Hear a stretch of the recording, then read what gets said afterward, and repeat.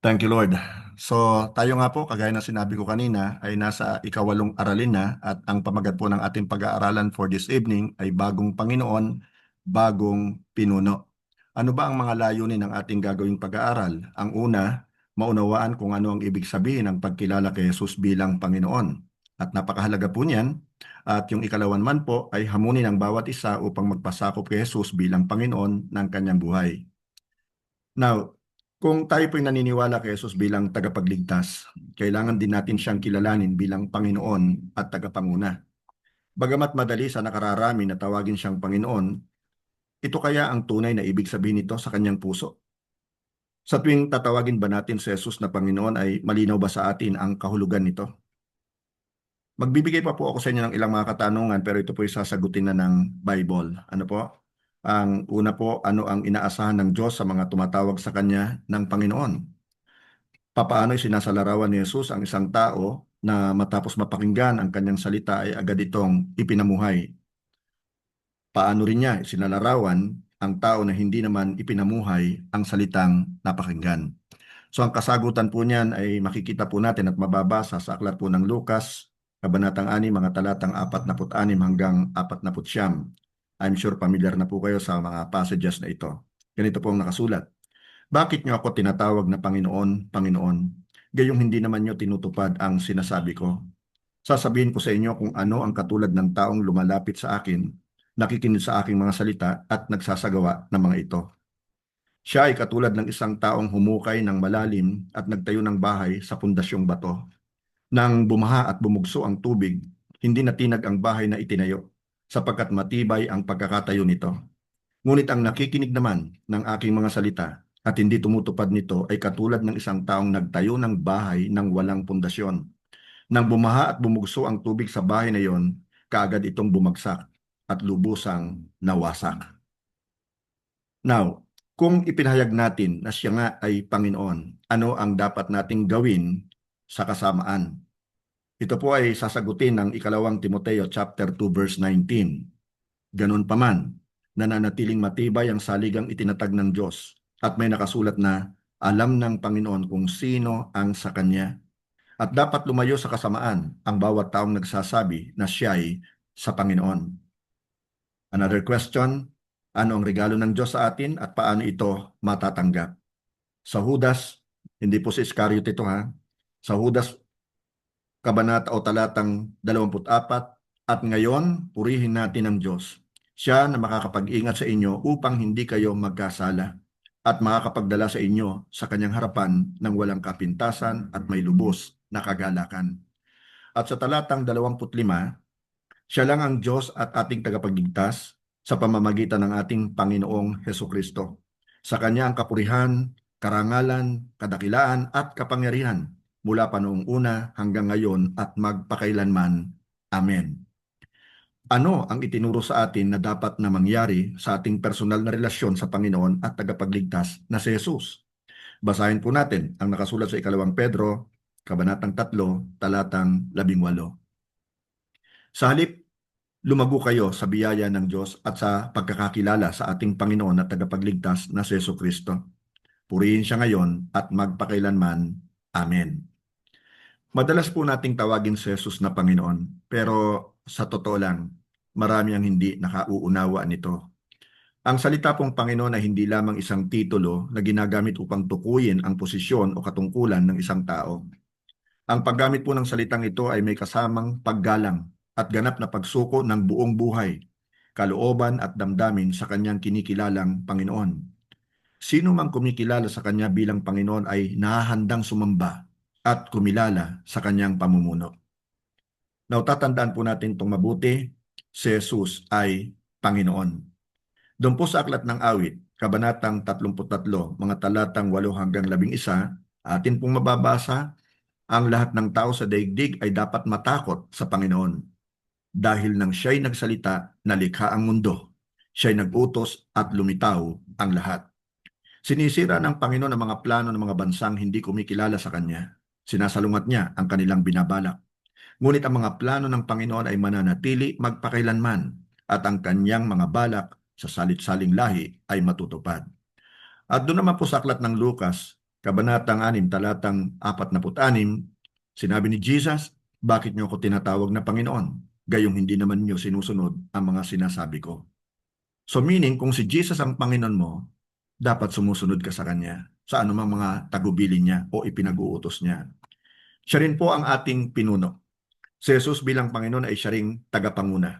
Ang kanyang saloobin at layunin ay mananatili magpakailanman. Lahat ay nagkaroon ng buhay dahil sa kanyang salita. Sa pamamagitan po ng kanyang kalooban, lahat ay nailagay sa tamang lugar sapagkat siya ang Diyos na nagsasaayos sa lahat ng bagay. Kung ito ay ating mauunawaan, lubos nating ikakagalak ang pagsunod sa Kanya. Siya rin po ay ating tagapamahala. Nang ibalita po kay Haring Jehoshaphat na napakaraming kaaway ang lulusob sa kanila, siya po ay nanalangin. Mababasa po natin ang kanyang prayer sa 2 Kronika, Kabanatang 20, talatang 6. Ang sabi niya, O Panginoon, Diyos ng aming mga ninuno, kayo po ang Diyos na nasa langit. Kayo ang namamahala sa lahat ng kaharian sa mundo. Makapangyarihan po kayo dahil walang makakalaban sa inyo.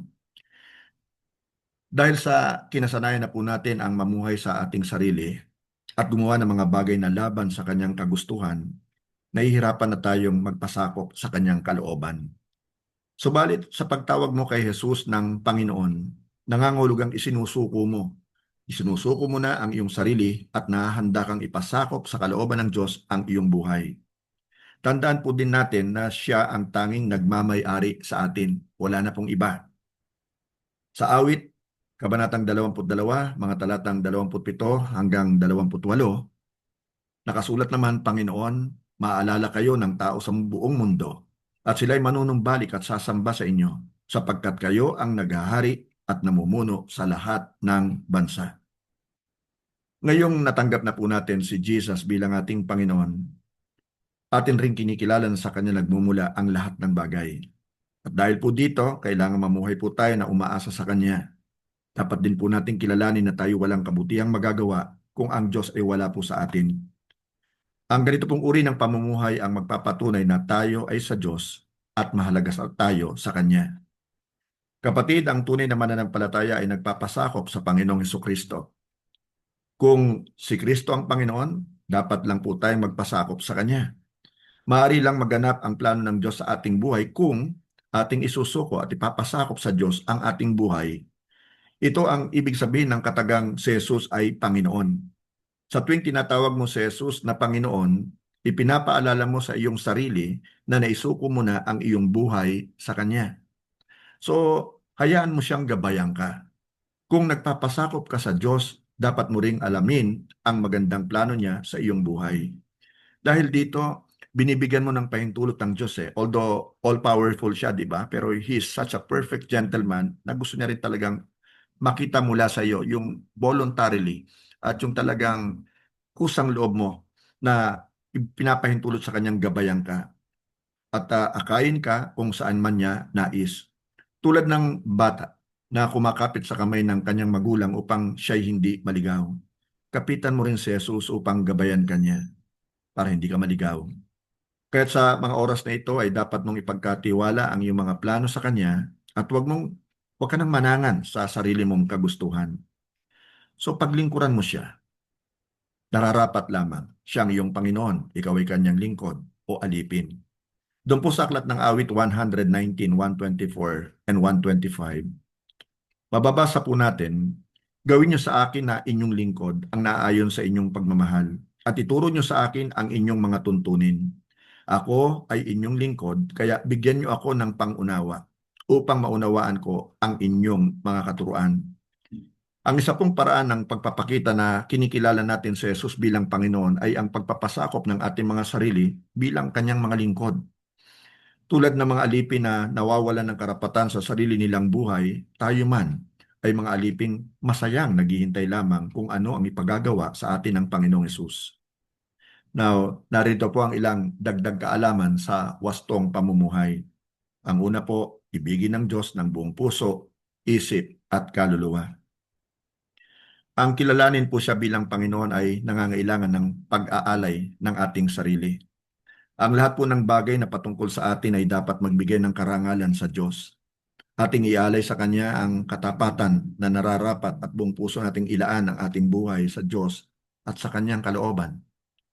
Sundin mo ang Diyos anuman ang kabayaran nito. Kung hindi siya ang Panginoon ng lahat sa iyong buhay, hindi siya ang tunay mong Panginoon. Gusto kong ulitin yun, ano? Kung hindi siya ang Panginoon ng lahat sa iyong buhay, hindi siya ang tunay mong Panginoon. So, kahit mahirap para sa atin, ay kailangan pa rin nating sundin ng Diyos para sa ikabubuti natin. Habang nakikilala natin siya bilang Panginoon, ay nagiging madali na sa atin ang pagsunod sa Kanya. Nakakasanayan na eh. So, ialay sa Kanya ang buo mong pagmamahal. Si Jesus ay Panginoon at pinuno ng lahat. Ito ang dahilan kung bakit nararapat lamang na ibuhos sa Kanya ang buo nating pag-ibig. Ipakita ang iyong katapatan sa Diyos. Dahil sa Kanyang grasya, ialay natin ang ating sarili sa Diyos. Kaya tulad ng mga alipin, dapat tayong sumunod sa Kanyang kalooban at panatiliin ang ating katapatan sa Kanya. Alamin natin kung anong bahagi sa ating buhay ang mahirap ipasakop sa Kanyang pamumuno. Maghanap tayo ng isang tao na mapagkakatiwalaan at makakapagpaalala ng iyong tungkulin sumunod sa Diyos. Simulan mo ang bawat araw sa pamamagitan ng pagkilala kay Jesus bilang Panginoon. Ipanalangin mo sa Diyos na iyong maunawaan ang Kanyang plano habang inaakay Kanya patungo dito. Bilang pagwawakas, isipin mo ang isang kaibigan o mahal mo sa buhay na sa palagay mo ay naliligaw at nangangailangan ng makilala ang Diyos bilang Kanyang Panginoon at tagapagligtas. Then, ibahagi mo sa Kanya ang magandang nangyari sa iyong buhay matapos mong isuko kay Jesus ang iyong sarili. Mayroon ka bang kaibigan na kailangan mong paalalahanan na si Jesus ang dapat maging Panginoon ng kanyang buhay? Ipanalangin mo sa Diyos na bigyan ka ng pagkakataon, tapang at lakas ng loob na sabihin ito sa Kanya. Nawa po may natutunan po tayo sa atin pong ginawang pag-aaral. Ano po? So let us pray.